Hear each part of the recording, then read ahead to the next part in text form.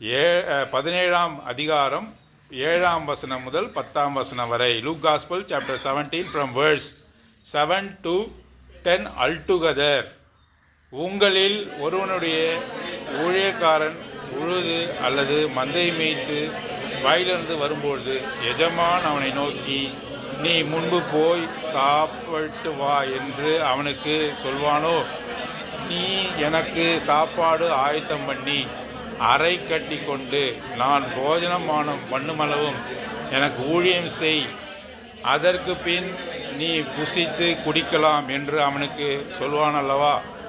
நான் கட்டளையிட்டவைகளை அந்த வேலைக்காரன் செய்ததற்காக அவனுக்கு உபச்சாரம் செய்வானோ? அப்படி செய்ய மாட்டானே. அப்படியே நீங்களும் உங்களுக்கு கட்டளையிடப்பட்டவற்றையும் செய்த பின்பு 10ஆம் வசனம் வாசிங்க. நாங்கள் அப்பிரோஜனமான ஊழியக்காரர், செய்ய வேண்டிய கடமையை மாத்திரம் செய்தோம் என்று சொல்லுங்கள்.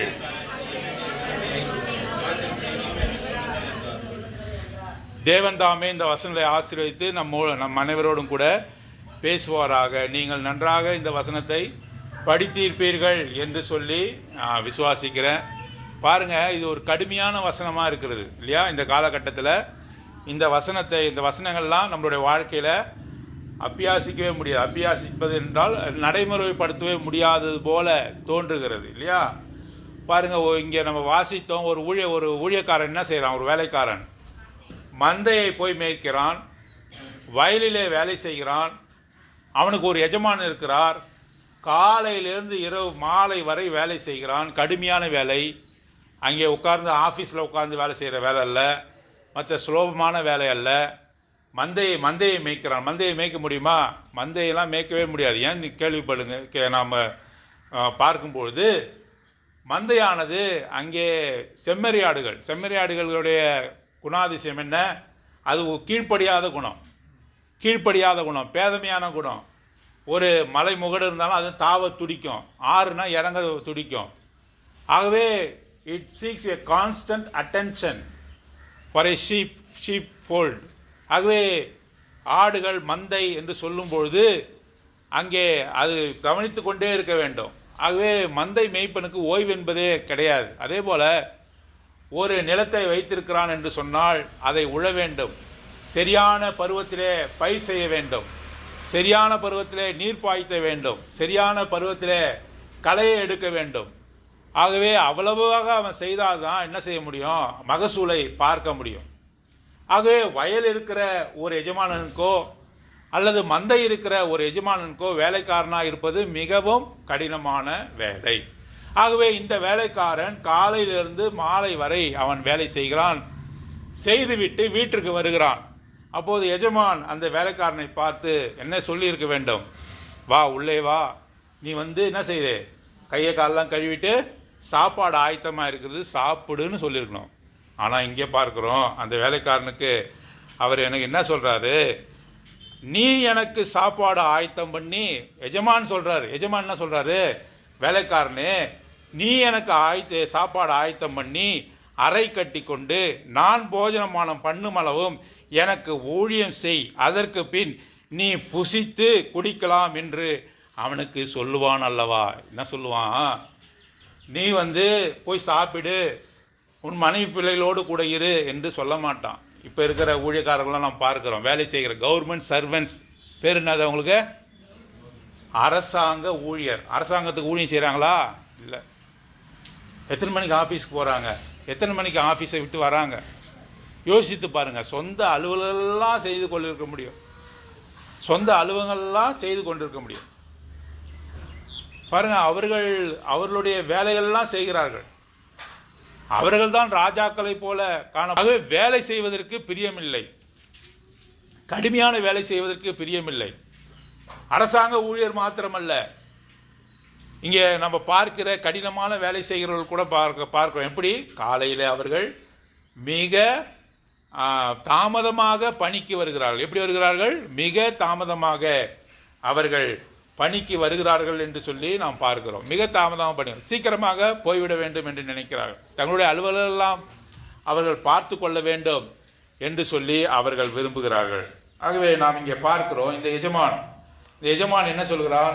நீ எனக்கு சாப்பாடு ஆயத்தம் பண்ணி அரை கட்டி கொண்டு நான் போஜனமானம் பண்ணும் அளவும் எனக்கு ஊழியம் செய், அதற்கு பின் நீ புசித்து குடிக்கலாம் என்று அவனுக்கு சொல்லுவான் அல்லவா? அவனுக்கு சொல்ல மாட்டானா?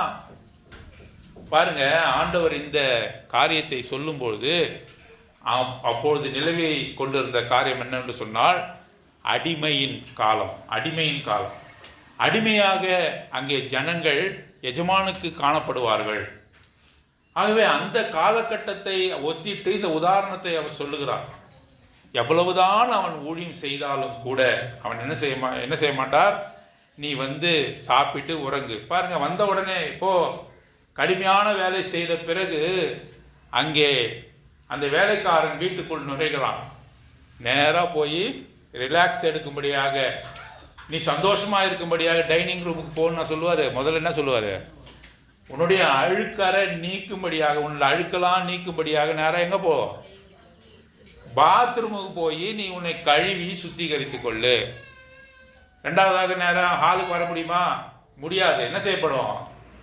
அங்கே நேராக நீ கிச்சனுக்கு போ. முதல்ல பாத்ரூமுக்கு போய் உன்னை கழுவி கொள்ளு. அசுத்தத்தோடு கூட எனக்கு பரிமாறக்கூடாது. ரெண்டாவதாக அவர் சொல்லும் பொழுது எங்க என்ன சொல்கிறார்?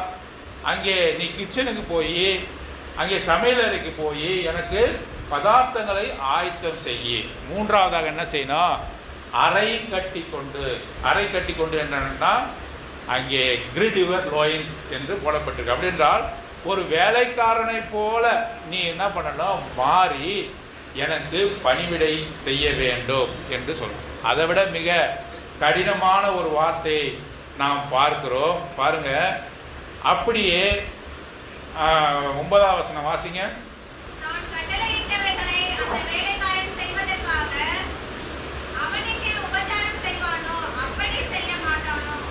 செய்ய மாட்டானே.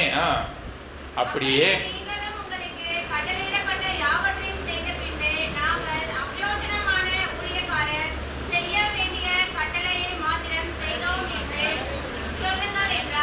நான் கட்டளையிட்டவைகளை அந்த வேலைக்காரன் செய்ததற்காக அவனுக்கு உபச்சாரம் செய்வானோ? அப்படி என்றால் will he thank him? நான் சொன்னதெல்லாம் நீ செஞ்சப்பா.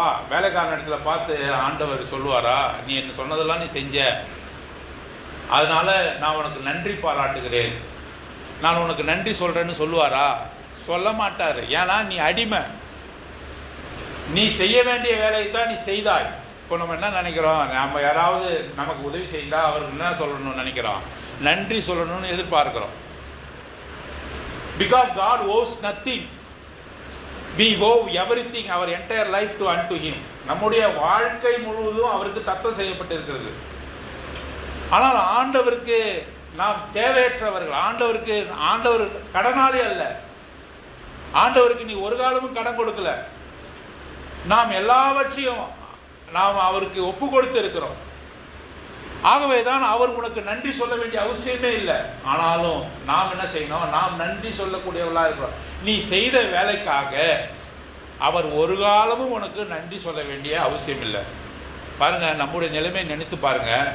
நாம் எந்த வேலையுமே செய்யாமல் என்ன செய்கிறோம்? நன்றியை எதிர்பார்க்கிறவர்களாக இருக்கிறோம். பிள்ளைங்க பெற்றோர்களிடத்தில் நன்றி எதிர்பார்க்கிறார்கள். பெற்றோர்கள் பிள்ளைகளிடத்தில் நன்றி எதிர்பார்க்கிறார்கள் இல்லையா? நான் உனக்கு நல்ல சட்ட துணி வாங்கி கொடுத்தேன், உனக்கு வந்து பள்ளிக்கூடத்திற்கான கட்டணத்தை நான் கட்டுகிறேன், ஆகவே நீ எனக்கு நன்றி அறிதல் உள்ளவளாக இருக்கணும்னு சொல்லி நம்ம நன்றியை எதிர்பார்க்கிறோம். ஆனாலும் தேவாதி தேவன் நமக்கு நன்றி சொல்ல வேண்டிய அவசியம் இல்லை. எப்பொழுது நன்றி சொல்ல வேண்டிய அவசியம் இல்லை? எல்லா வேலையும் செய்தாலும் கூட அவர் உனக்கு நன்றி சொல்ல வேண்டிய அவசியம் இல்லை. ஏனென்றால் இது உன்னுடைய கடமை, நீ இதை செய்ய வேண்டும். நம்முடைய வாழ்க்கையை மாற்றுகிற வசனம் இது. அடிமையின் சிந்தை நமக்குள்ளாக இதுக்கு நாம் காணப்பட வேண்டும். அடிமையின் சிந்தை. பாருங்க, நம்ம காலையில் 2 வார்த்தையை நாம் கேள்விப்பட்டோம். Commitment and surrender. ஞாபகம் இருக்குதா? ஒப்பு கொடுப்பது, பின்பு முழுமையாக தத்தம் செய்வது. சரண்டர் என்று சொன்னால் தத்தம் செய்வது, கமிட்மெண்ட் என்று சொன்னால் ஒப்பு கொடுப்பது. நம்முடைய வாழ்க்கை எப்படிப்பட்டதாக இருக்க வேண்டும்? ஒப்பு கொடுக்கப்பட்ட வாழ்க்கையாக, தத்தம் செய்யப்பட்ட அல்லது அர்ப்பணிப்பு செய்யப்பட்ட வாழ்க்கையாக இருக்கணும். இந்த விதமான குணாதிசயம் நம்ம இடத்துல காணப்படவில்லை என்று சொன்னால் நாம் ஒரு காலமும் தேவனை பிரியப்படுத்தவே முடியாது. பாருங்க, இந்த பெருமை நிமித்தமாக இந்த ரெண்டுமே நமக்குள்ளாக வாசம் செய்யாது. கணவன் மனைவி எல்லாரிடத்திலும் காணப்பட வேண்டிய முக்கியமான அம்சம் என்ன? கீழ்ப்படிதல், ஒபீடியன்ஸ், கமிட்மெண்ட், சரண்டர். இந்த 3 வார்த்தை மிக முக்கியம். முதல்ல கீழ்ப்படியணும், ரெண்டாவது தத்தம் செய்திருக்கணும், கமிட்மெண்ட், மூன்றாவதாக ஒப்பு கொடுத்திருக்கணும், சரண்டர். நம்மளுடைய முழு வாழ்க்கையும் தத்தம் செய்து கொண்டிருக்கணும். அப்படிப்பட்ட ஒரு வாழ்க்கையை தான் ஆண்டவர் எதிர்பார்க்கிறார். பாருங்க, உங்களுக்கு யாராவது பெரியவனாக இருக்க வேண்டும் என்று விரும்பினால் என்ன செய்யணும்? அவன் எல்லாருக்கும் என்ன செய்யணும்? அவன் பணிவிடைக்காரனாக இருக்க வேண்டும். இந்த பணிவிடையின் சிந்தை, humility of heart, humbleness in heart, இது மிக மிக முக்கியம். பிரதர், இது ஒரே நாளில் வராது தான். ஒரே நாளில் வருமா? கீழ்ப்படிதலும் பொறுமையும் ஒரே நாளில் வருமா? வராது. நம்ம கிறிஸ்துவ வாழ்க்கையிலே நாம் முன்னேறும்பொழுது, வாழும்பொழுது கொஞ்சம் கொஞ்சமாக இந்த வாழ்க்கை வரணும். பாருங்க, ஞானஸ்நானம் பெற்று ஆண்டவராக இயேசு கிறிஸ்துவை ஏற்றுக்கொண்ட பிறகு இன்னமும் வித் அடமண்ட் ஹார்ட், கீழ்ப்படியாத மனதை உடையவர்களாக நாம் இருக்கவே கூடாது. கீழ்ப்படிதல் நமக்கு வரணும். கூட கூட பேசுகிற தன்மை, ஏதாவது பேசினா திரும்ப கூட பேசுகிற தன்மை, இதெல்லாம் நம்ம இடத்துல காணப்படவே கூடாது. யாராவது ஒருத்தவங்க பேசுறாங்கனாக்கா அதை பொறுமையாக கேட்கக்கூட நிதானமான மனது நமக்குள்ளாக வேண்டும். பாருங்க, உங்கள் மத்தியில் ஒருத்தவங்க பேசுகிறாங்க, அவங்க என்ன பேச போகிறாங்கன்னு நீங்கள் அறிஞ்சிருக்கிறீங்க. அவங்க பேசுறது உங்களுக்கு குழந்தைத்தனமாக இருக்குது. அப்படியா இருந்தால் கூட நீங்கள் கேட்கணும். இதெல்லாம் வந்திருக்குதா? பொறுமை, நிதானம், இதெல்லாம் இருக்குதா? அப்படி என்றால் நாம் கர்த்தருடைய பிள்ளைகளாக இருப்போம். பாருங்க, ஆண்டவருக்கு முழு கீழ்ப்படிதல், முழு அர்ப்பணிப்பு இது வேண்டும் என்று சொல்லுகிறார். அவர் என்னது? நமக்கு நன்றி சொல்ல வேண்டிய அவசியம் இல்லை என்று வாசிக்கும். இதெல்லாம் வாசிக்கும் போது நமக்கு கடுமையாக தோணுதா? ஆனால் இதான் உண்மை. இப்படிப்பட்ட ஒரு அர்ப்பணிப்பு, இப்படிப்பட்ட ஒரு கீழ்ப்படிதல் நமக்கு வேண்டும் என்று அவர் சொல்லுகிறார். 10ஆம் வசனம், அப்படியே நீங்களும் உங்களுக்கு கட்டளையிடப்பட்ட யாவற்றையும் செய்த பின்பு சொன்னதெல்லாம் செய்யணும்.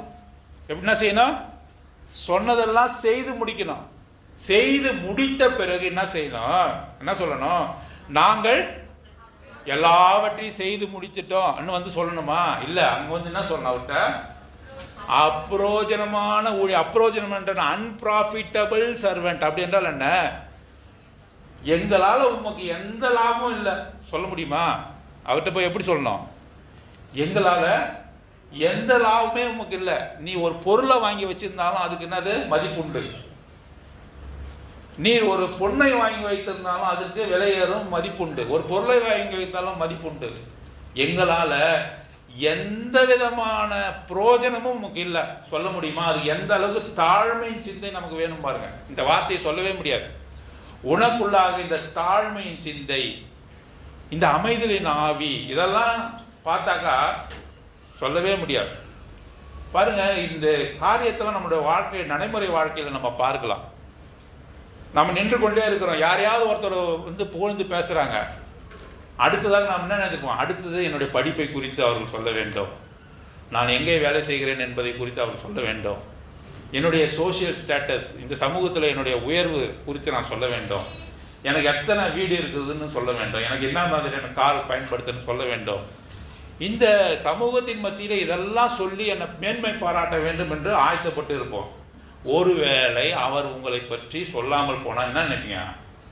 கோபமாக வரும். ஐயோ, என்னை பற்றி சொல்லலையே, என்னை பற்றி சொல்லலையே, என்னை பற்றி சொல்லலையே. தாழ்மையின் சிந்தை நம்மிடத்தில் காணப்படவில்லை. ஏன் உன்னை பற்றி சொல்லணும்? நீ யாரு? யாக்கோபு என்னும் சிறு பூச்சியே. பூச்சிக்கு அதான் மதிப்புண்டா? காலில் போட்டு நசுக்கிறதுக்கு தான் அது லாய். யாக்கோபு என்னும் சிறு பூச்சியை, அந்த சிறு பூச்சியினுடைய தன்மை நமக்குள்ளாக காணப்படணும். பிரதர், நீங்கள் சொல்கிறதெல்லாம் கடினமான உபதேசம். ஆண்டவர் அதான் சொல்கிறார். இது ஒரே நாளில் வந்துடணும்னு நம்ம சொல்லலை. ஆனாலும் வாழ்க்கையில் கடையாந்திரத்தில், கடைசி கட்டத்தில் வயதாகி ஆண்டவர் வருவாரோ அல்லது நாம் மறிக்க போகிறோமோ என்ற நிலைமையில் இருக்கிறவர்கள் கூட என்னது அது வரலைன்னா மிகவும் பரிதபிக்கப்பட்ட ஜனங்கள். தாழ்மையின் சிந்தை உனக்கு இல்லை, பொறுமை இல்லை, எல்லாவற்றுக்கும் நன்றி எனக்கு சொல்லணும், என்னை பற்றி எல்லாரும் நினைக்கணும்னு நினைச்சேனாக்கா ஒன்றுமே இல்லை. அப்போஸ்தலனாகிய பவுல் சொல்றாரு கடைசியாக, நான் அப்போஸ்தலர் எல்லோரிலும் நான் சிறியவன். அவர் சிறியவர். அவரு என்ன சொல்றாரு அப்போஸ்தலர் பால்? வாட் அப்போஸ்தலர் பால் says, I am the least among the disciples, I am the least among the disciples. அப்படின்னா எல்லா அப்போஸ்தலரை காட்டிலும் நான் கடைசியான. அப்படியா? எல்லா அப்போஸ்தலரை காட்டிலும் மிக படித்தவர் யார் தெரியுமா? யாரு? அப்போஸ்தலனாகிய பவுல். எல்லா அப்போஸ்தலரை காட்டிலும் அதிகமாக படித்தவர் அப்போஸ்தலனாகிய பவுல் தான். ஆகவே தான் அநேக நிருபங்களை அவர் மாத்திரமே எழுதியிருக்கிறார். அவர் தான் அதிகமான நிருபங்களை வேதாந்தத்தில் எழுதியிருக்கிறார். அவர் என்ன தெரியுமா சொல்றாரு? எல்லாவற்றையும் எழுதி முடித்து அப்பிரோஜனமான ஊழியக்காரன் நான் என்று சொல்வது போல சொல்றாரு, I am the least among the disciples. All disciples. எல்லாரை காட்டிலும் கடைசியானவன் நான். பாவியிலே பிரதான பாவி, the chiefest among the sinners என்று சொல்லுகிறார். பாவியிலே பிரதான பாவி. நீங்களாம் பாவியா? உங்களோட பெரும்பாவி நான் தான். அவர் என்ன சொல்றாரு? சொல்ல முடியுமா நம்ம பத்தி? What is your qualification? I am the chiefest among the sinners. அதாவது பாவியிலே பெரும்பாவி நான் தான். பிரதர், என்ன என்கிட்ட வராதுங்க, நான் பெரும்பாவி. ஆண்டவரே, நீ என்னை ரட்சிக்கும்படியாக என்னிடத்தில் எந்த நன்மையும் கிடையாது, எல்லாரை காட்டிலும் நான் ஒரு பெரும்பாவி. ஐ am the chiefest among the sinners. I am the least among the disciples. எல்லா சீஷர்களை காட்டிலும் நான் தான் கடைசியானவன். கடைசியாக தான் சொல்றாரு, நான் துடைத்து போடப்படுகிற கந்தை துணி. நான் துடைத்து போடப்படுகிற கந்தை துணி. கிச்சனில் துணி வைத்திருப்போம் இல்லையா நம்ம? இப்போலாம் நாப்கின்ஸ் வந்துடுது. ஒரு தடவை யூஸ் பண்ணிட்டு பண்ண மாட்டாங்க. ஆனால் நம்முடைய வழக்கத்தின்படி கறி துணியை எது நம்ம யூஸ் பண்ணுவோம்? கிழிந்து போன கைலி இல்லை, ஒரு பனியன், எதுக்குமே இதுக்கு மேலே உபயோகப்படாது, இப்படி பிடிச்சாவே கிழிகிற மாதிரி இருந்தால் தான் அதை என்ன பண்ணுவோம்? கந்தை துணியாக பயன்படுத்துவோம். கிச்சனில் கந்தை ஏதாவது பிடித்து எடுப்பதற்கு, துடைப்பதற்கு கிச்சனில், அதாவது சமையல் அறையில் நாம் பயன்படுத்துவோம். பார்த்துருக்கீங்களா கந்தை? அந்த துணியோடைய அழகை பார்த்துருக்கீங்களா? எப்படி இருக்கும்? துடைத்து யாராவது அதை திரும்பவும் துவைத்து போய்ப்பார்களா? இல்லை, நல்லா துடைச்சிட்டு கடைசியாக என்ன பண்ணுவாங்க? குப்பையில் போடுவாங்க. ஏன்? இதை துவைத்து வெளுப்பதை காட்டிலும் இன்னொரு துணிக்கு நம்ம எடுத்துடலான்னு சொல்லி அதை பயன்படுத்தி என்ன செய்வாங்க? கடைசியாக அதுக்கு மேலே பயன்படுத்த முடியாத ஒரு சூழ்நிலை வரும்போது அதை தூக்கி குப்பையில் போடுவோம். அப்போஸ்தலர் பால் சொல்றாரு, நான் துடைத்து எறியப்படுகிற கந்தை துணி. உன்னுடைய மைண்ட் செட் எப்படி இருக்கணும்? What is your image? உன்னுடைய சுயரூபம் எப்படி இருக்கணும்? உன்னை குறித்து நீ என்ன நினைச்சிட்டு இருக்க? நான் மெத்த படித்தவன், எனக்கு எல்லாம் தெரியும். அப்போ நீ ஆண்டவருக்கு நீ பயன்படவே முடியாது. ஆண்டவர் ஒரு காலமும் பயன்படுத்தவே முடியாது. What is your image? உன்னுடைய சுய ரூபத்தை பற்றி நீ என்ன நினைத்திருக்க? செல்ஃப் இமேஜ், செல்ஃப் எஸ்டீம், உன்னை குறித்து உயர்வாக எண்ணிக்கொண்டிருக்கிறாயா? அப்படி என்றால் கர்த்தரால் அருவருக்கப்படுகிற, கர்த்தரால் புறக்கணிக்கப்படுகிற ஒரு மகளாக நீ காணப்படுவாய். அப்போஸ்தலருடைய பவுலுடைய சிந்தை உனக்குள்ளாக இருக்கணும். எனக்கு யாரும் நன்றி பாராட்ட வேண்டாம் என்று நினைக்கிறோம். யாருமே எனக்கு நன்றி சொல்ல வேண்டாம் என்று நினைக்கிறோம். அப்படி நினைக்கிறோமா? நான் இந்த காரியத்தை செய்வதற்காக எனக்கு நன்றி சொல்ல வேண்டும் என்று நீ நினைக்கிறாயா? இன்னும் கூட உன்னதமான ஒரு வசனம் இருக்கு பாருங்க. we are not to be men pleasers. we are not to be men pleasers. அப்படின்னா மனுஷனை பிரியப்படுத்த நாம் எதுவுமே செய்யக்கூடாது. மனுஷனை பிரியப்படுத்த செய்யலாமா? செய்யவே கூடாது. பாருங்க, சில கம்பெனியில், சில வேலையிடங்களில் சூப்பர்வைசரோ மேலே இருக்கிற அதிகாரியாக வரும்போது அப்போது மட்டும் என்ன செய்வாங்க? சில பேர் ஒருவன் காலையிலேருந்து சாயந்தரம் மட்டும் உண்மையாக வேலை செய்து கொண்டிருப்பான். சூப்பர்வைசர் வராரு இல்லை மற்ற யாராவது வராருனாக்கா என்ன பண்ணுவாங்க? அவங்க அப்போ மாத்திரம் போய் வேலை செய்வாங்க. கடுமையாக வேலை செய்வது போல காட்டுவாங்க. மென் ப்ளீசர்ஸ், மனுஷனை பிரியப்படுது. அவனுக்கு என்ன தெரியாது? அவன் கடவுளாமன் தெரியாது. இவர் மாத்திரம்தான் நல்லா வேலை செய்கிறான்னு சொல்லி அவனை போய் பாராட்டி விட்டு போயிடுவாங்க. அப்போது ஒழுங்காக வேலை பார்த்தவனுக்கு எப்படி இருக்கான்? மனத்தாங்கலார். இதுக்கு பேர் என்ன சொல்றாரு? ஐ சர்வீஸ். ஐ சர்வீஸ்னா என்ன? பார்க்கும்போது வேலை செய்வது. வாசிக்கலாமா? எபேசியர் 6ஆம் அதிகாரம் 6ஆம் வசனம். எபேசியர் 6ஆம் அதிகாரம் 6ஆம் வசனம் வாசிங்க. மனுஷருக்கு பிரியமாயிருக்க விரும்புகிறவர்களாக பார்வைக்கு ஊழியம் செய்யாமல். பார்வைக்கு ஊழியம் செய்யாமல். பார்வைக்கு ஊழியம் செய்கிறவர்கள் எப்படிப்பட்டவர்கள்? மனுஷனை பிரியப்படுத்துகிறவர்கள். Men pleasers, not with eye service, as men pleasers. மனுஷனை நீ பிரியப்படுத்த வேண்டிய அவசியம் இல்லை. தொடர்ந்து வாசிங்க. கிறிஸ்துவின் ஊழியக்காரராக மனப்பூர்வமாய் தேவனுடைய சித்தத்தின்படி செய்யுங்கள். மனப்பூர்வமாய் செய்யணும். அவர் நம்ம எப்படி நேசித்தார்? மனப்பூர்வமாய் நேசித்தார். ஆண்டவருக்கு நீ எப்படி ஊழியம் செய்யணும்? மனப்பூர்வமாய் ஊழியம் செய்யணும். உலகத்து மக்கள் எப்படி செய்யறாங்க? பார்வை பார்க்கும்பொழுது, உன்னை பார்க்கும்பொழுது வேலை செய்கிறது போல நடிக்கிற, கர்த்தருக்கு ஊழியம் செய்கிறது போல நடிக்கிற. இதெல்லாம் மனுஷனை திருப்திப்படுத்தும். ஆண்டவருக்கு என்னது? திருப்திப்படுத்தாது. ஏன்? உன் உள்ளத்துல என்ன இருக்குதுன்னு அவருக்கு தெரியுது. உன்னுடைய மனசு யோசிப்பதற்கு முன்பாகவும் உன்னுடைய வாய் பேசுவதற்கு முன்பாகவும் நீ என்ன சிந்திச்சு எதை சிந்தித்து கொண்டு இருக்கிறாய் என்பது அவர் அறிந்திருக்கிறார். உன்னுடைய ஆதியும் தெரியுது, முடிவும் தெரியுது.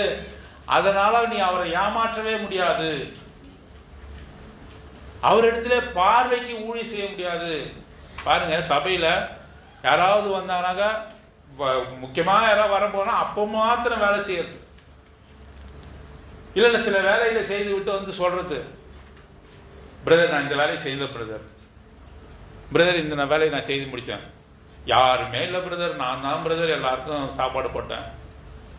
யாருமே இல்லை பிரதர், நான் உண்டான 3 பேருக்கு தூக்குற உண்டான நான் தான் தூக்கி வச்சேன் பிரதர். சாம்பாருக்கு உண்டான பிரதர் இதை நான் தான் க்ளீன் பண்ணி வச்சேன். பாருங்க பிரதர் எவ்வளோ சுத்தமாக இருக்குது பாருங்க இடம்.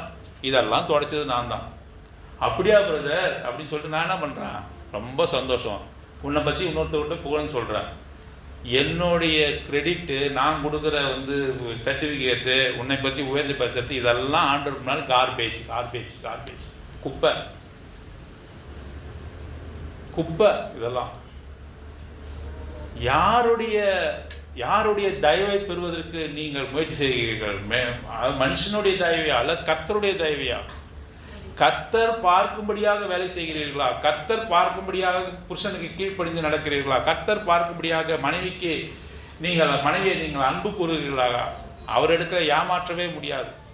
அவர் உள்ளிந்திரியங்களை ஆராய்ந்து அறிகிற தேவன். அவர் நம்ம யாரை பிரியப்படுத்துறோம் நினைத்து பாருங்க. நமக்கு யாருக்குமே நம்மை குறித்து நம்ம யாருக்குமே கணக்கு ஒப்புவிக்க வேண்டிய அவசியம் இல்லை. கர்த்தருக்கு மாத்திரம்தான் கணக்கு ஒப்புவிக்கணும். அவருக்கே நாம் கணக்கு ஒப்புவிக்கலாக இருக்கிறோம் என்று சொல்லி வசனத்தில் நம்ம வாசிப்போம். நம்ம யாரும் பிரியப்படுத்த தேவையில்ல. பாருங்க, சில பேர் நம்ம என்ன நினைக்கிறோம், அதாவது என்னிடத்துல சகோதரர் பேசலை, இந்த சகோதரி பேசலை, மன வருத்தமாக போகிறோம். ஏன்? அவங்க என்னை ரெக்கார்ட் பண்ணணும், என்னை மதிக்கணும்னு நினைக்கிறோம். ஏன் உன்னை மதிக்கணும்? நீங்கள் ஏன் என்னை மதிக்கணும்? பாருங்க, இந்த வசனம் என்ன சொல்லுது? நம்ம மதிக்கப்பட வேண்டிய அவசியம் இல்லை. பவுலுடைய சிந்தனை, கிறிஸ்துவின் சிந்தனை நமக்குள்ளாக காணப்படணும். என்னை யாரும் மதிக்க வேண்டியதில்லை. ஒருவர் இருக்கிறார், அவருடைய மதிப்பு தான் எனக்கு முக்கியம். எல்லாவற்றையும் செய்துவிட்டு என்ன சொல்லணும்? நான் ரொம்ப ரொம்ப கடினமான வசனம் நான் படிக்கும் போதே ரொம்ப கடினமாக உணர்ந்தேன். அப்ரோஜனமான ஊழியக்காரர். உமக்கு அப்ரோஜனமான எப்பொழுது சொல்லணும்? எல்லாவற்றையும் செய்து முடிச்சுட்டு சொல்லணும். அவர் சொல்றாரு, நான் உங்களுக்கு நன்றி சொல்ல மாட்டேன்னு சொல்றாரு. நீங்க செய்த ஊழியத்திற்காக நன்றி சொல்ல மாட்டேன், நீங்க செய்துதான் ஆகணும். என்னுடைய ஊழியக்காரர்கள் ஏன் அப்படி சொல்லுகிறார்? ரோமருக்கு எழுந்திருப்போம் 6ஆம் அதிகாரம் வாசிக்க வேண்டிய அவசியம் இல்லை, நேரமாகிறது. ரோமருக்கு 6ஆம் அதிகாரம். பாவத்திற்கு அடிமையாக இருந்தோம், பாவத்திலிருந்து விடுதலை செய்து இப்பொழுது நம்ம யாருக்கு அடிமையாக்கி இருக்கிறாரு? கிறிஸ்துவுக்கு அடிமையாக நம்மை மாற்றி இருக்கிறார். இந்த ரோமருக்கு எழுந்திருப்போம் 6ஆம் அதிகாரம்லாம் வாசிச்சு பாருங்க, 6, 7 வாசிச்சு பாருங்க. நம்ம பாவத்திலிருந்து விடுதலையாக்கி அவருக்கு நம்மை அடிமையாக மாற்றி இருக்கிறார். அவருக்கே நாம் கணக்கு ஒப்புவிக்க வேண்டும், அவருக்கே நாம் ஊழியம் செய்ய வேண்டும் என்று அவர் சொல்லுகிறார். பாருங்க, இந்த வார்த்தையெல்லாம் நமக்கு ரொம்ப கடினமா இருக்குது இல்ல? கீழ்ப்படிதல். யோசிச்சு பாருங்க, அந்த வார்த்தை வேணா நம்ம சொல்லிடுறோம், ஆனால் மெய்யாகவே அந்த கீழ்ப்படிதல் நமக்குள்ள வருதா? கீழ்ப்படிதல். இன்னும் கூட இந்த கீழ்ப்படிதல் வரல. வேலைக்காரர்களே, உங்களை எஜமானுக்கு கீழ்ப்படியுங்கள். கீழ்ப்படிதல். பிள்ளைகளுக்கு கீழ்ப்படிதல் வரமாட்டுது, மனைவிக்கு கீழ்ப்படிதல் வரமாட்டுது, கணவனுக்கு சக ஊழியர்களிடத்துல கீழ்ப்படிதல் வரல. கீழ்ப்படிதல், ஒப்பு கொடுத்தல், இதெல்லாம் தான் கர்த்தர் நம்ம மத்தியிலே அவர் எதிர்பார்க்கிறவா இருக்கிறார். உங்களுக்கு காணிக்கையே இல்லை, உங்களுடைய காணிக்கைகளை அவர் விருப்பப்படுவதில்லை. அவருக்கு உங்களுடைய வாழ்க்கையை தத்தம் செய்வது கீழ்ப்படிதலை அவர் விரும்புகிறார் என்று சொல்லி நாம் பார்க்கிறோம். ஆகவே யோவான் சுவிசேஷம் 15ஆம் அதிகாரம் 20வது வசனம். யோவான் சுவிசேஷம் 15ஆம் அதிகாரம் 20வது வசனம் வாசிங்க. ஊழியக்காரன் தன் எஜமானிலும் பெரியவன் அல்லவென்று நான் உங்களுக்கு சொன்ன வார்த்தையை நினைத்துக் கொள்ளுங்கள். எப்பொழுதும் என்ன நினைக்கிறான்? ஊழியக்காரன் எப்பொழுதும் எஜமானுக்கு எஜமானை விட பெரியவன் அல்ல. ஊழியக்காரன் எஜமானை விட பெரியவன் அல்ல. சீஷர்கள் தங்களுடைய மாஸ்டரை விட பெரியவர்கள் அல்ல. இந்த கீழ்ப்படிதலினுடைய தன்மையை குறித்து ஆண்டவர் பேசுகிறார். தொடர்ந்து வாசிங்க. எபிரேயர் 3ஆம் அதிகாரம் 5ஆம் வசனம். எபிரேயர் 3ஆம் அதிகாரம் 5ஆம் வசனம். சொல்லப்பட போகிற காரியங்களுக்கு சாட்சியாக மோசே பணிவிடைக்காரனாய் அவருடைய வீட்டில் எங்கும் உண்மையுள்ளவனாய் இருந்தார். மோசேக்கு என்ன பேர் கொடுத்திருக்காரு? முதல்ல பணிவிடைக்காரன். முதல்ல என்னது? Is a bond servant. பணிவிடைக்காரன். மோசேவுக்கு என்ன பேரு? தாவீதுக்கு என்ன பேரு? தாசன் ஆகிய தாவீது. தாசன் என்ன அர்த்தம்? அடிமைன்னு அர்த்தம். தாசன் என்ன அர்த்தம்? தாசன்னா உயர்ந்தவர்களுக்கு அப்படி இல்லை. தாசன், என் தாசனாகிய தாவீது, என் பணிவிடைக்காரனாகிய மோசே. மோசே பணிவிடைக்காரனா? வேதத்தினுடைய முதல் 5 புத்தகத்தை எழுதினவன் அவன் தான். வேதத்தினுடைய முதல் 5 புத்தகத்தை எழுதினவர் மோசே. பார்வோன் எகிப்து தேசத்தில் பார்வோனுடைய எல்லா கலைகளையும் கற்றவன் மோசே. எல்லா ராஜதந்திரங்களும் கற்றவன் மோசே. வனாந்தரத்திலே ஜனங்களை தேவனுக்காக நடத்தினவன் மோசே. அவ்வளவு ஆளுகையும் திறமையும் மிக்க மோசேயை பார்த்து அவர் சொல்லுகிறார், என்னுடைய பணிவிடைக்காரனாகிய மோசே. அது பணிவிடைக்காரனாகிய மோசே என்று சொல்லும் பொழுது ஒரு நாளும் மோசே அதை எதிர்க்கல. ஆண்டவரே, நான் எவ்வளவு படித்தவன். மோசேயை போல படித்தவருக்கு இஸ்ரவேல் தேசத்திலே இல்லை. தெரியுமா உங்களுக்கு? எல்லாரும் அடிமையாக இருந்தாங்க. மோசே மாத்திரமே பார்வோனுடைய வீட்டிலே அவன் சுயாதீனனாக எல்லா கல்வியும் கற்றுக்கொண்டு இருந்தான். அவனை போல படித்தவன் யாருமே இல்லை. ஒரு நாளும் அவன் ஆண்டவரை எதிர்த்து பேசல. நான் எவ்வளோ படித்திருக்கேன் தெரியுமா? என்னுடைய வேலை என்னன்னு தெரியுமா? பார்வோனுடைய ஆர்மிஸை நடத்தினவன் தெரியுமா? கட்டிடக்கலைகள்லாம் கட்டினவன் தெரியுமா? ஒரு நாளும் மோசே சொன்னதில்லை. என் பணிவிடைக்காரனாகிய மோசே என்று சொல்லும்பொழுது, ஆமா ஆண்டவரே, நான் உங்களுடைய பணிவிடைக்காரன் தான் சொல்லி ஏற்றுக்கொண்டான். நம்மை பார்த்து யாராவது ஒரு வார்த்தை சொல்லும் பொழுது நம்ம என்ன செய்யணும்? ஆமா அப்படின்னு சொல்லணும். சொல்ல முடியுமா? நம்ம மெத்த படித்திருந்தாலும் அதிகம் படிச்சிருந்தாலும் படிக்காதவர் அப்படின்னு சொன்னா என்ன சொல்லலாம்? ஆமாங்க, நான் படிக்காதவன் தான். உனக்கு எந்த விதமான பிஹேவியர் தெரியல, உன்னை பார்த்து சொல்றாங்க உனக்கு எப்படி நடந்து கொள்ளணும்னு தெரியல. ஆமா, எனக்கு நடந்து கொள்ள மன்னிச்சுங்க, எனக்கு தெரிந்து கொள்ள முடியல, மன்னித்து கொள்ளுங்கள் என்று சொல்ல முடியுமா? மோசே சொன்னான். ஆண்டவர் சொல்ற, நீ பணிவிடைக்காரன்.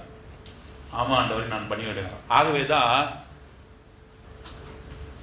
புதிய பாட்டை பாடினார்கள். எங்க பாடினாங்க? சியோன் இல்லையா? பரலோகத்துல புதிய பாட்டை பாடுவார்கள் ஒன்னும் வார்த்தை இருக்கு. அந்த புதிய பாட்டோட கூட ஆட்டுக்குட்டியானவருடைய பாடல் ஒன்று பாட போறாங்க. அப்புறம் என்ன பாட போறாங்க? வாசிங்க.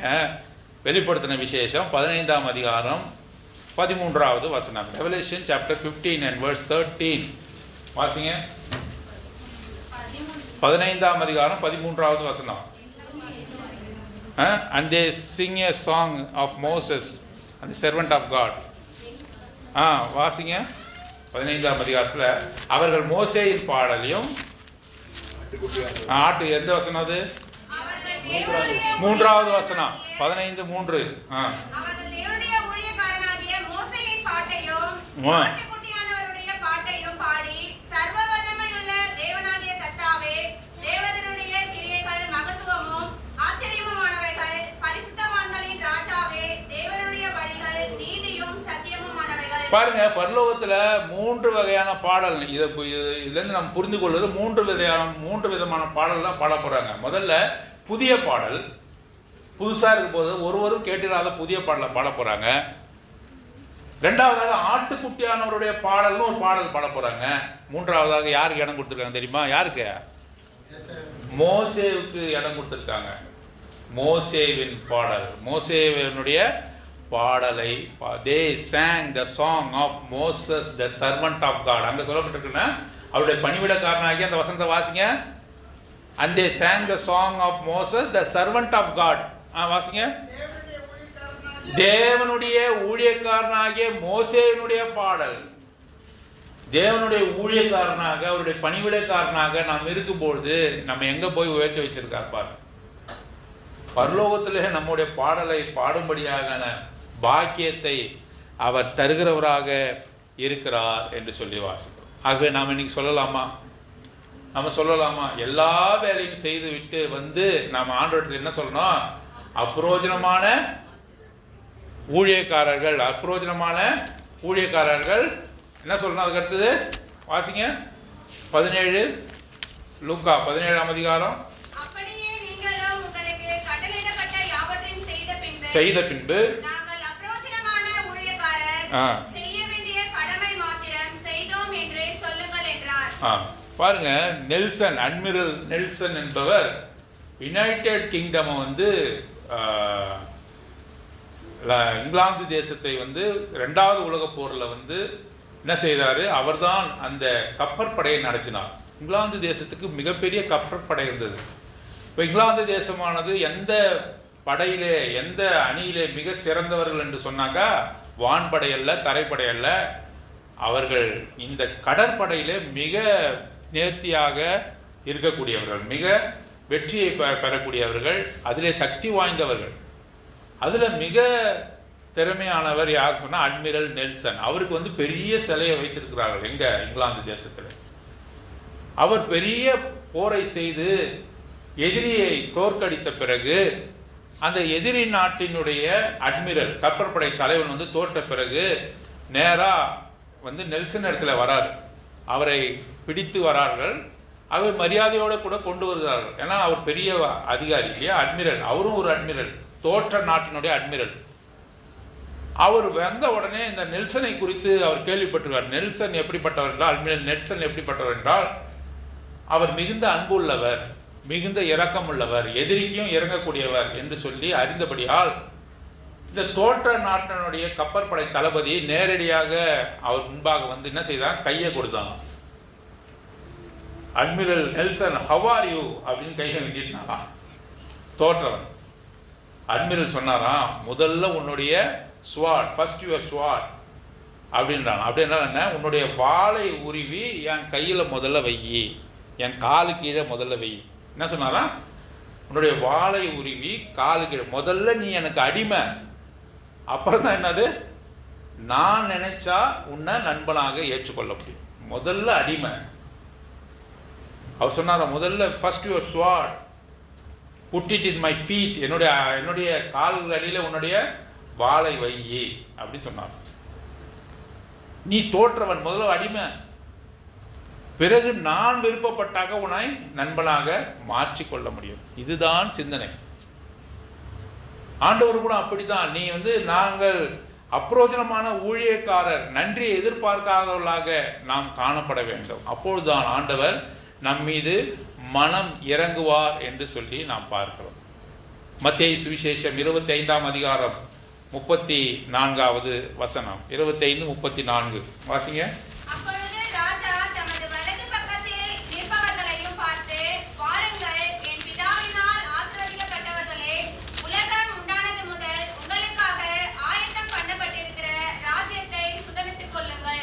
நீங்க உங்களுடைய வாழ்க்கையை அர்ப்பணித்தாதான் ஆண்டவர் சொல்லுவாரு, வாருங்கள், உலகத் தோற்றத்துக்கு முன்பாக முன்குறிக்கப்பட்டவர்களே, உங்களுடைய பிதாவினுடைய சன்னிதானத்தை, பிதாவினுடைய ராஜ்யத்தை சுதந்திரித்துக் கொள்ளுங்கள் என்று சொல்லுவார்.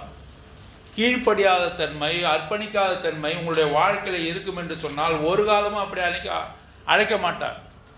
கிறிஸ்தவ குடும்பத்தில் பிறந்ததுனாலே நாம் அவருக்கு ஏற்றுக்கொள்ளப்பட்ட பிள்ளைகளாக நாம் காணப்பட முடியாது என்று சொல்லி வாசிக்கிறோம். முதல்ல நீ அர்ப்பணிக்கணும், commitment, surrender life of surrender, இதெல்லாம் இருக்கும்போது தான் உன்னை ஆண்டவர் ஏற்றுக்கொள்வார் என்று சொல்லி நாம் வாசிக்கிறோம். பாருங்க, லூக்கா 12ஆம் அதிகாரம், லூக்கா 12ஆம் அதிகாரம்,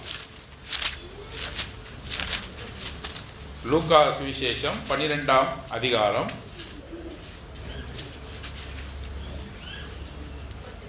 35வது வசனம். உங்கள் அறைகள் கட்டப்பட்டதாகவும் உங்கள் விளக்குகள் எரிகிறதாகவும் தங்கள் எஜமான் கல்யாணத்திலிருந்து வந்து தட்டும்பொழுது உடனே அவருக்கு திறக்கும்படி எப்பொழுது வருவார் என்று காத்திருக்கிற மனுஷருக்கு ஒப்பாகவும் இருங்கள். எஜமான் வரும்பொழுது விழித்திருக்கிறவர்களாக காணப்படுகிற ஊழியக்காரரே பாக்கியவான்கள். அவர் அறையை கட்டி கொண்டு அவர்கள் வந்திருக்க செய்து சமீபமாய் வந்து அவர்களுக்கு ஊழியம் செய்வார் என்று மெய்யாகவே உங்களுக்கு சொல்கிறேன். இந்த லூக்கா சுவிசேஷம் 17ஆம் அதிகாரத்துக்கும் லூக்கா சுவிசேஷம் 12ஆம் அதிகாரத்துக்கும் பெரிய வித்தியாசம் இருக்குது, எதிரடையாக இருக்குது இல்லையா? அங்கே வந்து என் நன்றி கூட நான் உங்களுக்கு சொல்ல மாட்டேன்னு சொல்கிறார். எங்கே? லூக்கா சுவிசேஷம் 17ஆம் அதிகாரத்தில் உங்களுக்கு நன்றி கூட சொல்ல மாட்டேன், நீங்கள் எல்லாவற்றையும் செய்து அப்பிரோஜனமான ஊழியக்காரர்கள் என்று உங்களை ஒப்பு கொடுக்க வேண்டும்னு சொல்கிறாரு. உங்களுக்கு சாப்பாடு கூட கிடையாது, நீங்கள் என்ன செய்யணும்? அறையை கட்டி கொண்டு முதல்ல எனக்கு சாப்பாடு வைத்து எனக்கு வந்து எல்லா பணிவிடையும் செய் என்று சொல்கிறார். இங்கே பார்க்கும்போது எதிரடியாக இருக்கிறது, ஒன்றுக்கு ஒன்று எதிரடியான வசனங்களாக இருக்கிறது. நன்றாக புரிந்து கொள்ளுங்கள். உங்கள் அறைகள் கட்டப்பட்டதாகவும் உங்கள் விளக்குகள் எது எரிகிறதாகவும் நம்மை குறித்து சொல்கிறார்.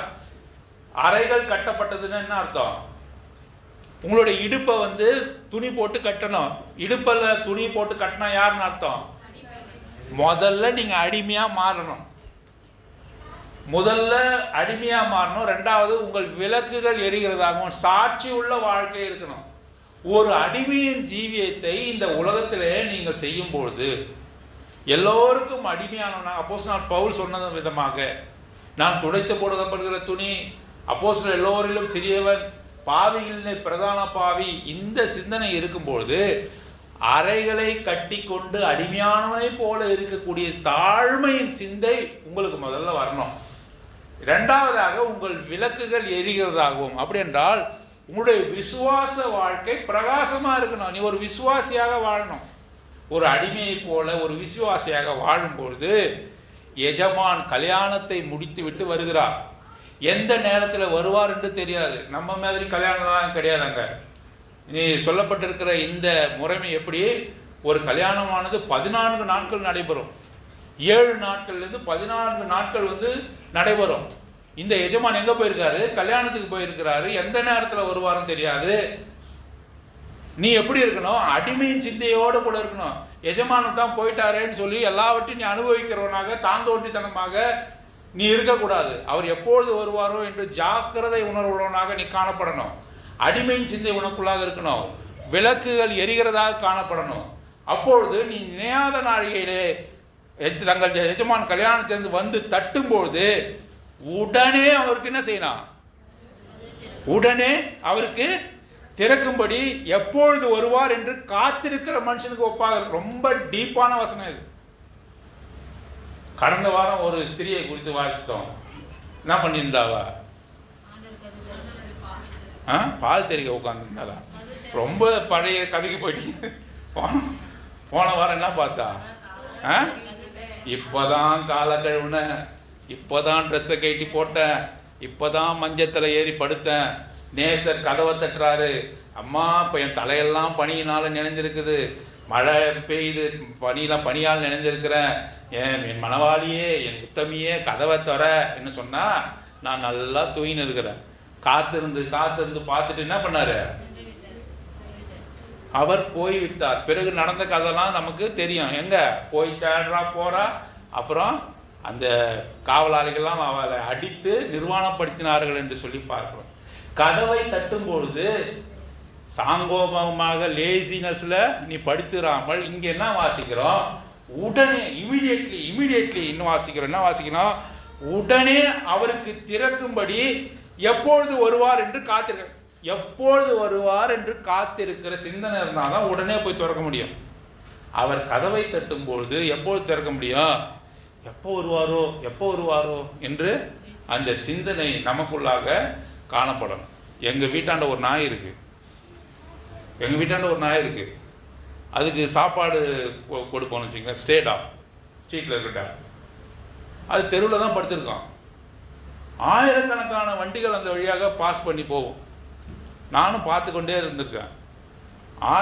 எவ்வளோ வண்டிகள் போவோம், சட்டையே பண்ணாது. என்னது, நல்லா தூங்கும். நான் வண்டி சத்தத்தை வண்டியில் வரும்பொழுது அந்த தெருவினோட முனையில் இருக்கும்பொழுதே வண்டி சத்தம் பார்க்கும்போது உடனடியாக எழுந்து தலையை திருப்பி வாழை ஆட்டுது. நான் ரொம்ப தூரமாக வரும்பொழுதே எவ்வளோ வண்டி சத்தத்தை காட்டிலும் எனக்கு ஒரு வித்தியாசம் கண்டுபிடிக்க முடியல. ஒவ்வொரு வண்டிக்கு சத்தத்துக்கும் வித்தியாசம் இருக்கும் பொழுது நாய்க்கு தெரியுது. அது தலையை திருப்பி வாழை ஆட்டி எழுந்திருந்து ஒடியாது. எப்படி அது கண்டுபிடிச்சது? அந்த எஜமானுடைய வண்டி சத்தம் வந்து அதுக்கு என்ன பண்ணுது?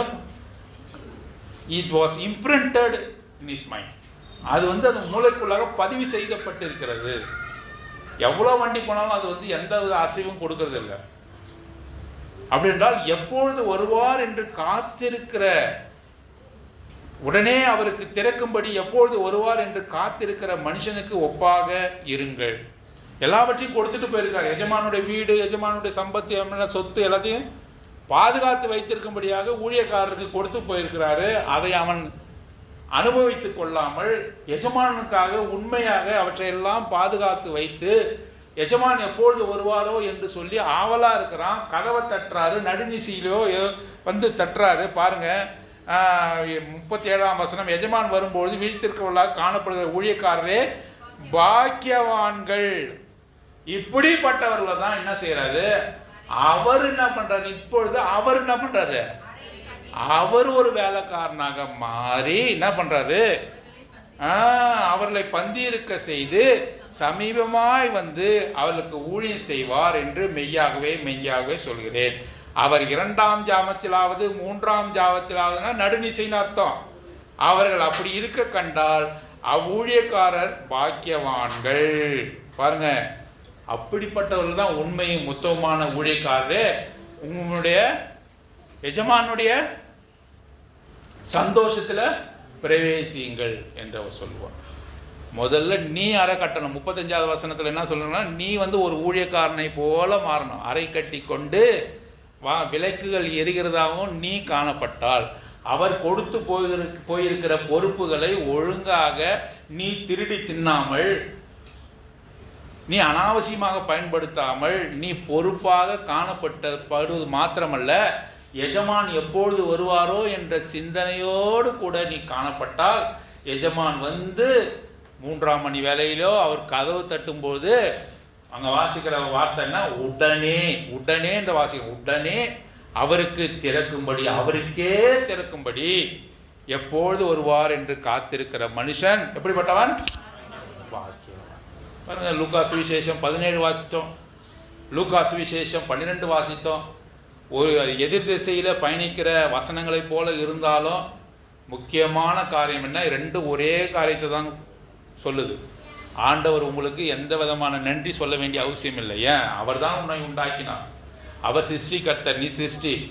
அவர் சொல்லுகிற வேலையை செய்வதற்காக எந்தவித கூலியும் நீ எதிர்பார்க்க கூடாது. எந்தவித கூலியும் நீ எதிர்பார்க்க தகுதி இல்லாதவன். ஏன் அப்படி சொல்கிறார்? அப்படிப்பட்ட அடிமையின் சிந்தை உனக்கு இருக்கணும். The mind of the slave. ஏன் அப்படி சொல்றாரு? அப்படி இருந்தால் தான் உன்னை நீ தாழ்த்த முடியும். அப்படி இருந்தால் தான் உன்னுடைய சகோதரன் எது பேசினாலும் உன்னுடைய மனதை நீ தாழ்த்த முடியும். பெருமையினுடைய சிந்தை உனக்குள்ளாக இருந்தாங்க அந்த தாழ்மை உனக்கு வரவே வராது.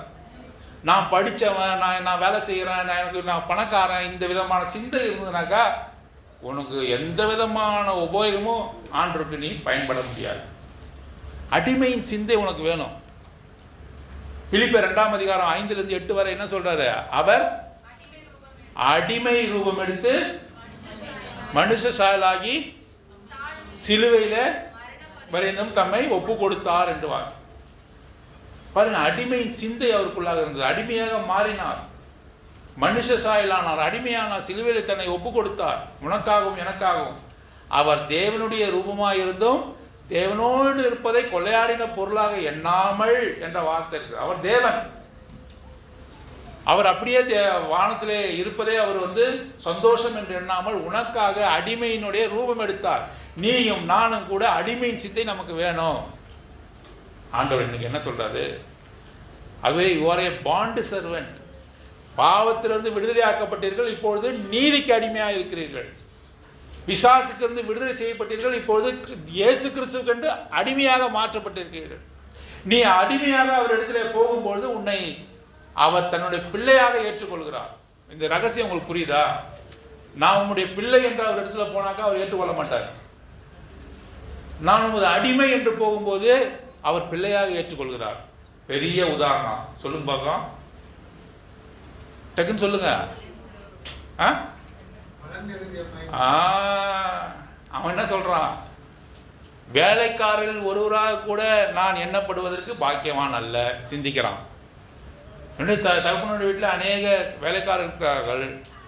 வேலைக்காரர்கள் ஒருவராக எண்ணப்படுவதற்கு கூட நான் தகுதியானவன் அல்ல. அவரிடத்துல போய் நான் என்னுடைய பாவங்கள் எல்லாம் சொல்லி, நான் உமக்கு கீழ்ப்படியாத தன்மை சொல்லி, உங்களுடைய வேலைக்காரன் ஒருவராக அடிமையாக என்னை எண்ணுங்கன்னு சொல்லி மகன் போறான். தகப்பன் என்ன செய்யறாரு?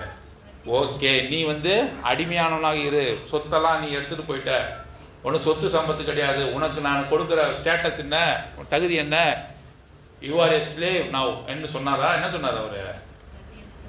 யாராவது அடிமையை போய் கட்டி அனுப்பாங்களா? முத்தம் கொடுப்பாங்களா? அடிமையை போய் கட்டி அனுப்பாங்க, முத்தம் கொடுத்து பார்த்துறீங்களா? அவர் கட்டி அணித்து முத்தம் கொடுத்து மகனாகவே ஏற்றுக்கொண்டார். அவன் மகனாகவே போல, பண்ணி மேய்க்கிற இடத்துல இருந்து, பண்ணின் தவிட்டை தின்ற இடத்துல இருந்து அவன் மகனாகவே போல. எப்படி போனான்? அடிமையின் சிந்தையில போனான். நான் அடிமையாக இருப்பேன், அவரிடத்துல அடிமையாக இருப்பேன், அடிமையின் சிந்தையில தான் போறான். ஆண்டவர் அவனை என்னவா மாற்றினாரு? மகனாக மாற்றினார். நாமும் கூட இந்த சிந்தனை வேணும். ஒருவேளை இது ஆக்வர்டா இருக்கலாம், இந்த காலத்துல இந்த விதமான ஒரு காரியமா? அப்படி இல்லை. நீ அடிமையா என்றாலும் அடிமையின் சிந்தை உனக்கு வேணும். அடிமை சிந்தை ஒருவனும் எதிர்த்து பேச மாட்டான். பாருங்க, ஒரு வார்த்தை பேசுவதற்கு முன்பாகவே கூட இருக்கிறவங்க என்ன பேசுறாங்க? எதிராளிய. ஆமா எனக்கு தெரியாதா, அதாவதுப்பா, ஆமா எனக்கு தெரியாதா, நீ எப்படிப்பட்டவன் தெரியாதா, கூடையே பேசிக்கணும் போற காரியம், எல்லாவற்றையும் அறிந்தவனை போலவே பேசி கொண்டு போகிற காரியம். அவங்க என்னதான் சொல்றாங்க அது கேட்பதற்கான நினைவில்லை. நமக்கு எப்படிப்பட்ட ஒரு சிந்தனை வேணும்? ஒரு அடிமையின் சிந்தனை வேணும். ஆண்டவர் சொல்றார், அடிமையாக நீ வரும்பொழுது உன்னை அவர் என்ன செய்யறாரு? அவரும் அடிமையாக மாறி என்ன செய்யறார்? உன்னை உட்கார வைத்து பணிவிடை செய்கிறவராக இருக்கிறார். மோசேயை குறித்து வாசித்தோம் இல்லையா? அவன் தேவனுடைய வீட்டில் எங்கும் உண்மையுள்ளவன். He is faithful in all his house. அவன் ஒரு பணிவிடைக்காரன். அவன் கஷ்டப்படலை அது குறித்து. ஆனால் அவனுடைய பாடல்கள் பரலோகத்தில் கேட்கும்படியாக செய்தார். ஆண்டவரும் கூட தன்னைத்தானே தாழ்த்தினார். ஒரே ஒரு வசனத்தை வாசித்து முடிச்சிடலாம். யோவான் சுவிசேஷம் 13ஆம் அதிகாரம். யோவான் சுவிசேஷம் 13வது அதிகாரம். யோவான் சுவிசேஷம் 13வது அதிகாரம். நான் உங்களுக்காக வாசிக்கிறேன் சில வசனங்களை. 13ஆம் அதிகாரம் 1ஆம் வசனம் முதல் வேதாந்தத்தை எடுத்து இந்த வசனத்தை பாருங்க. அங்கங்க பார்க்காதீங்க, வசனத்தை பாருங்க. பஸ்கா பண்டிகைக்கு முன்னே இயேசு உலகத்தை விட்டு பிதாவினிடத்துக்கு போகும்படியான தம்முடைய வேலை வந்ததென்று அறிந்து தாம் இவ்வுலகத்தில் இருக்கிற தம்முடையவர்களிடத்தில் அன்பு வைத்தபடியே முடிவு பரியந்தமும் அவர்களிடத்தில் அன்பு வைத்தார். சீமோனின் குமாரனாகிய யூதாஸ் காரியோத் அவரை காட்டி கொடுக்கும்படி பிசாசானவன் அவன் இருதயத்தை தூண்டின பின்பு அவர்கள் போஜனம் பண்ணி கொண்டிருக்கையில் தம்முடைய கையில் பிதா எல்லாவற்றையும் ஒப்பு கொடுத்தார் என்பதையும் தாம் தேவனிடத்திலிருந்து வந்ததையும் தேவனிடத்திற்கு போகிறதையும் இயேசு அறிந்து போஜனத்தை விட்டு எழுந்து வஸ்திரங்களை கழற்றி ஒரு சீலையை எடுத்து அறையிலே கட்டிக்கொண்டு பின்பு பாத்திரத்தில் தண்ணீர் வார்த்து சீஷருடைய கால்களை கழுவவும் தாம் கட்டி கொண்டிருந்த சீலையினாலே துடைக்கவும் தொடங்கினார் என்று வாசிக்கிறோம். இப்போ எப்படி இந்த சூழ்நிலையை நினைத்து பாருங்க. இங்கே பாருங்க, இப்போ என்ன பாருங்க, என்ன பாருங்க, இப்போ அவர் சிலுவைக்கு போக போகிறார், சிலுவை மரணத்தை ஏற்றுக்கொள்ள போகிறார். பிதாவானவர் சகல அதிகாரத்தையும் அவரிடத்துல கொடுத்துட்டார். இப்போது பிதா என்ன செய்தாரு? சகல அதிகாரத்தையும் குமாரனாகிய இயேசுவின் இடத்துல கொடுத்து விட்டார் என்று பார்க்கிறோம். 12 சீடர்கள் உட்கார்ந்து இருக்கிறார்கள். அவரோடு கூட யார் உட்கார்ந்து இருக்கிறார்?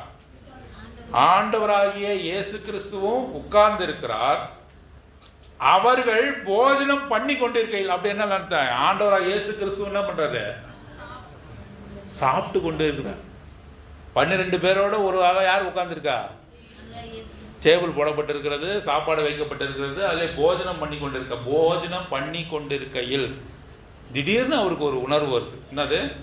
இதுவே கடைசி போஜனமாக இருக்கும். இதுதான் நம்மளுடைய கடைசி போஜனம். நமக்கு போஜனம் முக்கியம் இல்லை, நாம் இவங்களுக்கு எடுத்துக்காட்டாக ஒரு காரியத்தை செய்ய வேண்டும் சொல்லிட்டு போஜனம் பண்ணி கொண்டிருக்கையில் அதை அப்படியே எடுத்து வச்சுட்டு கையை போய் கழுவிட்டு, கழுவுறாரு. முதல்ல கையை கழுவிட்டு அறையை கட்டி கொண்டு, அறை என்று சொல்லும்போது லோகின்சன் இடுப்பில் ஒரு துணியை கட்டுறார்.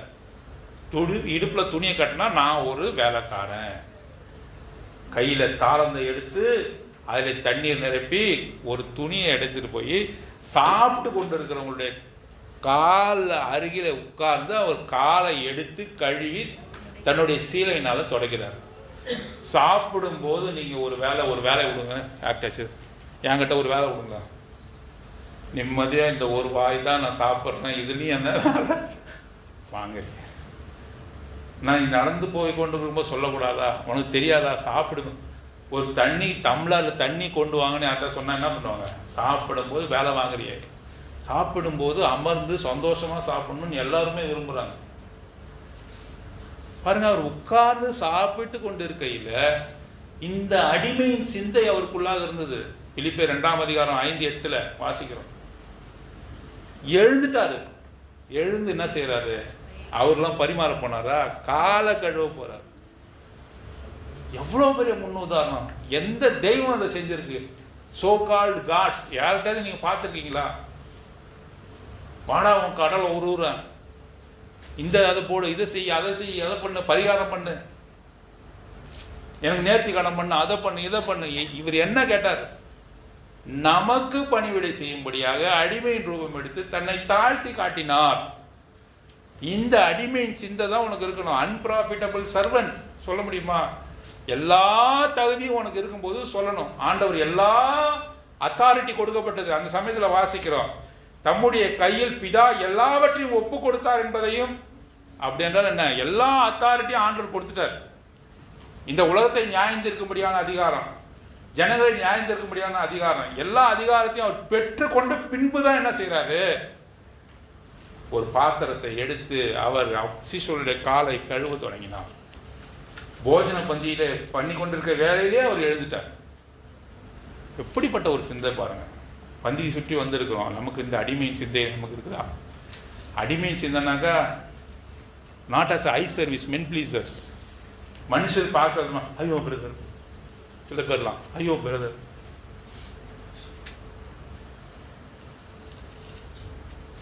சில பேருடைய பார்வைக்காக மட்டும் ஊழியம் செய்யறது அருவருப்பானது. அப்படிப்பட்டதெல்லாம் செய்ய வேண்டிய அவசியமே இல்லை.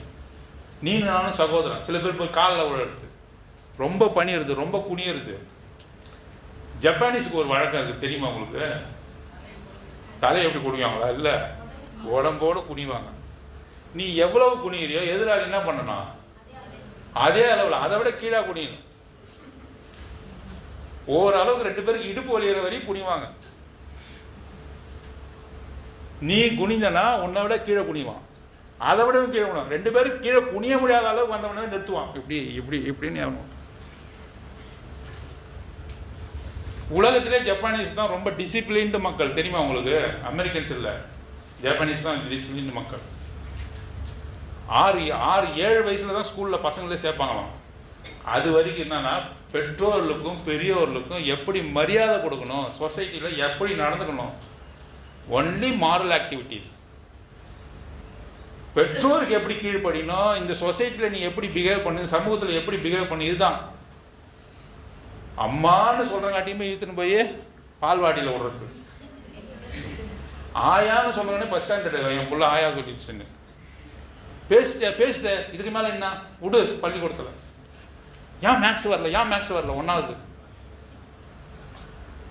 7 வயசு வரையும் அந்த பசங்களுக்கு என்ன தெரியும்னா பெற்றோர்கள் எப்படி மதிப்பது, தாத்தா பாட்டி எப்படி மதிப்பது, இந்த சமூகத்தில் எப்படி கீழ்ப்படிஞ்சு நடக்குது. இதுதான் இதோடைய விளைவை ஜப்பானீஸ் நாம் பார்த்தோம். சவுத் ஆப்பிரிக்காவில் மிகப்பெரிய ஆப்பிரிக்கா நாட்டில் ஒரு நாட்டில் மிகப்பெரிய ஒரு பூகம்பம் வந்தது. அப்போது ஏர் ட்ராப் என்று சொல்லக்கூடிய வானத்திலிருந்து உணவுப் பொட்டலங்களை போடுறாங்க, வண்டியில் உணவுப் பொட்டலங்களை எடுத்துகிட்டு போகிறாங்க அந்த மக்கள், பாதிக்கப்பட்ட மக்களுக்காக. அவங்க என்ன செய்கிறாங்கன்னா வண்டியில் எல்லாரும் ஒரே சமயம் டிஸ்ட்ரிபியூட் பண்ணுறதுக்கு முன்னாடி என்ன பண்ணுறாங்க, வண்டியில் ஒரே சமயம் ஏறி வண்டியே கவுத்துடுறாங்க அவங்க மேலே. ஏன்னா எப்படியாவது அலைஞ்சு அந்த பொருளை வாங்கி கொண்டு போகணும். வானத்திலிருந்து போடுறாங்க, வலியோனை மேற்கொண்டு அந்த பொருட்கள்லாம் எடுத்துன்னு போகிறாங்க. ஜப்பான் சுனாமினால் பாதிக்கப்பட்டது. சிறு பிராயத்தில் சொல்லிக் கொடுக்கப்பட்ட காரியம் என்ன தெரியுமா, ஜப்பானும் அது மாதிரி ஒரு நிலைமைக்கு வந்தது. சுனாமினால் மிகப்பெரிய வெள்ளத்தை சந்தித்து வீடு வாசலம் மக்கள் தடுத்தல் இருக்கிறாங்க, பஞ்சம் பட்டியல் நிற்கிறாங்க. ட்ரக்கு போகுது, உணவுப் பொருட்கள் எடுக்கிறாங்க, வரிசையில் நின்று இடைவேளை விட்டு மெதுவாக அவர்கள் போய் வாங்குறாங்க. நடுவில் ஒரு வயசானவர் வந்தால் வயசானவருக்கு இடம் கொடுக்குறாங்க, சிறு பிள்ளைகள் வந்தால் சிறு பிள்ளைகளுக்கு இடம் கொடுக்குறாங்க. அவ்வளோ பஞ்சத்திலையும் தே ஷோட் தேர் டிசிப்ளின். ஆண்டவர் அந்த விதமான டிசிப்ளின் தான் நம்மகிட்ட எதிர்பார்க்குறார். ஒரு சபையினுடைய காட்சியை பார்த்தேன். அவங்க வருடாந்திர ஒரு இதுதான், அதுக்கு மினிஸ்டரை கூப்பிட்டுருக்காங்க. என்னது மினிஸ்டர்? வருடாந்திர கூட்டத்துக்காக அவங்க அங்கெல்லாம் பெண்டிகாசெல்லாம் கூப்பிடுவாங்க இல்லையா, மினிஸ்டரை கூப்பிட்டுருக்காங்க. மினிஸ்டர் வந்திருக்காரு. அந்த போதகர் முடிவாக சொல்கிறார், வந்திருக்கிற இந்த உள்துறை அமைச்சருக்கு நாம் நன்றி தெரிவிக்கிறோம். இப்பொழுது பிரியாணி நம்ம வழங்கப்படும். மினிஸ்டர் ஸ்பான்சர் பண்ணியிருக்காரு, அதுக்காக அவருக்கு நன்றி செலுத்துக்கிறோம் சொல்லிட்டு இப்பொழுது பிரியாணி உங்களுக்கு கொடுக்கப்படும். அடிச்சுக்கிட்டு மினிஸ்டருக்கு முன்னாடி என்ன கேவலப்படுத்துறாங்க சொல்கிறாரு. உண்மையாக நடந்தது. பிரியாணி கொடுக்குறாங்கன்னு ஏறி உழுந்து வாரி மினிஸ்டருக்கு முன்னாடி எனக்கு கேவலப்படுத்தாங்க, பிரியாணி சாப்பிடக்கூடிய உங்களை அன்பாக கேட்டேன். எப்படி வளர்த்துருக்காரு சாபியை? What is discipline? தாழ்மையின் சிந்தனை. எனக்கு கிடைக்கலாலும் பரவாயில்ல, மற்றவங்க சாப்பிட்டுட்டு போட்டோம், அது இருக்குதா? ஐயோ எனக்கு கிடைக்காது, நான் முதல்ல தட்டு போட்டு சாப்பிட்றேன்னா, இல்லை எல்லாரும் சாப்பிட்டு போகட்டும், இருந்தால் சாப்பிட்றேன் எப்படின்னா பண்ணுறேன். அந்த மாதிரி தாழ்மை என்ன, அடிமை என்ன? இதுக்கு முன்னுதாரணமாக ஆண்டவராக இயேசு கிறிஸ்து, அப்போஸ்தலனாகிய பவுல், மோசே இவரெல்லாம் முன்னாடி நிற்கிறாங்க.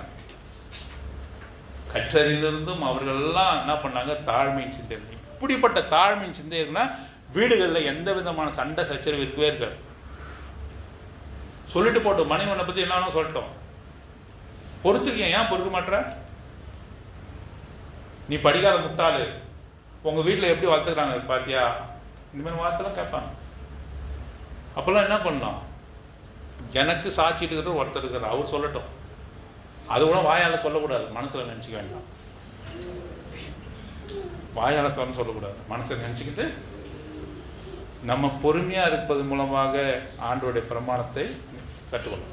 அறையை கட்டி கொண்டு விளக்கு எரிகிறதா இருக்கும்பொழுது அவர் அறையை கட்டி கொண்டு உனக்கு பரிமாற சித்தமாக இருக்கா. தேவன் தாமே இந்த வசனம் ஆசிரியத்து அவருடைய பந்தியில் தகுதி உள்ளவர்களாக பங்கு பெற உதவி செய்வார்கள்.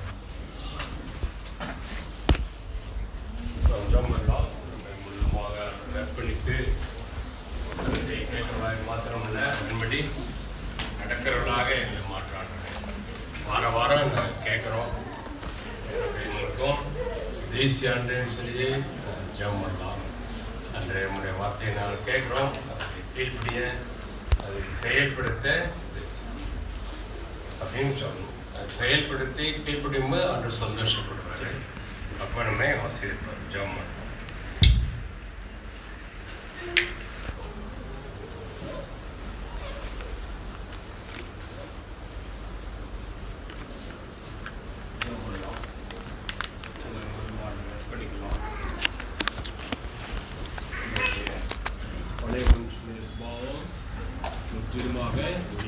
உடனடியாக நடக்காது. நம்முடைய அர்ப்பணிப்பை பொறுத்து தான் அது நடக்கும். நாம் முழுமையாக அர்ப்பணிக்கும் போது சீக்கிரமாக ஆற்றல் வெளியே செய்வோம்.